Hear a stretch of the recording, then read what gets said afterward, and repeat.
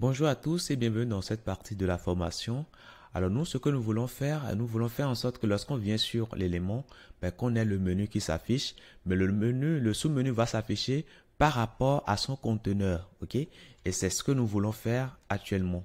Donc cela va nous amener à retirer alors l'élément du flux normal d'affichage.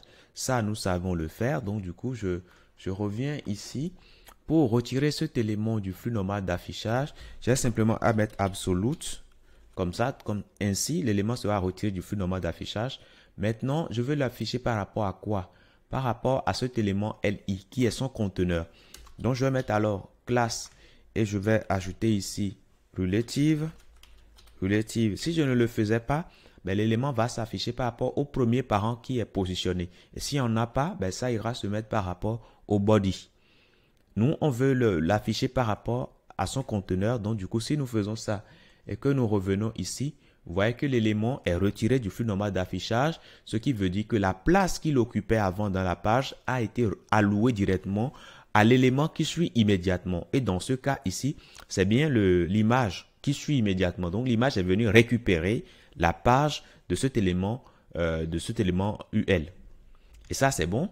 Maintenant, ce qui nous reste à faire maintenant, c'est d'agir maintenant sur notre élément. Donc, du coup, comment est-ce qu'on fait dans ce cas-là? Nous allons prendre subNav et nous irons bosser là-dessus. Donc, je vais venir là. Je vais mettre ici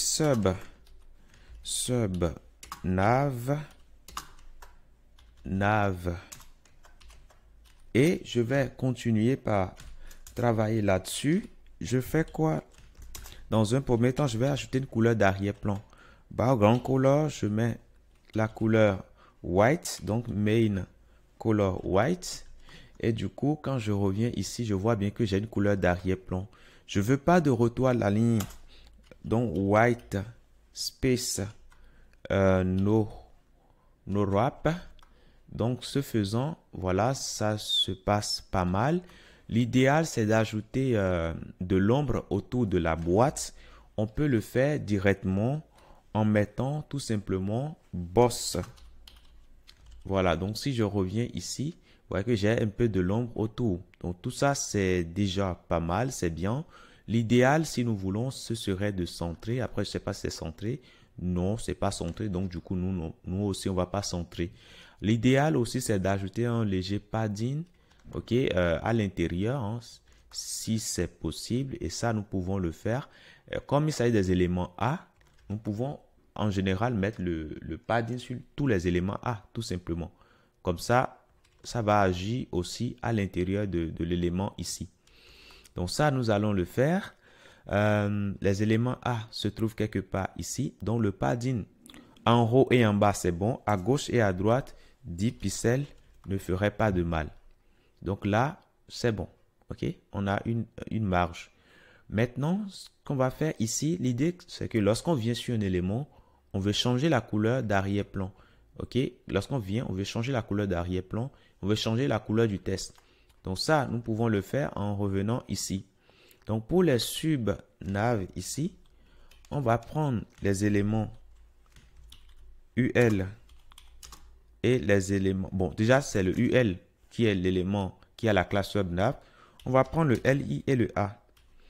Et on dira que lorsqu'on va venir sur cet élément-là, over, nous allons agir en changeant la couleur d'arrière-plan. Donc, background color, on mettra var de main color, tout simplement. Donc, quand je viens sur un élément, vous voyez que je vois que la couleur change. C'est bien. Maintenant, la couleur du test color, on va préférer utiliser tout simplement var color white, tout simplement. OK? Donc, quand je viens sur un élément ici, alors j'avais indiqué que lorsque je viendrais sur un élément, la couleur serait la couleur dominante. Mais ici, comme je change, je vais dire que j'oblige l'élément à prendre la couleur que je lui impose là. OK? Bien qu'en haut, il respecte ça. Mais quand je viens sur un élément de sous-menu, je vois bien que la couleur que je lui impose est utilisée. Donc ça, c'est déjà bien.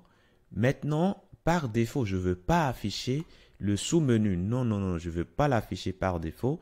Et ça, je peux lui indiquer ça en mettant none là. OK? Pour dire que par défaut, tu ne t'afficheras pas. Mais par contre, tu vas t'afficher uniquement lorsqu'on vient sur le parent. OK? Le parent pour lequel nous avons un sous-menu. Alors, comment est-ce que je peux savoir cela? Donc, du coup, je vais simplement dire, lorsqu'on vient sur un élément LI, je vais dupliquer ça. Hein. Je duplique, bon, je reviens là. OK? Et je duplique ça.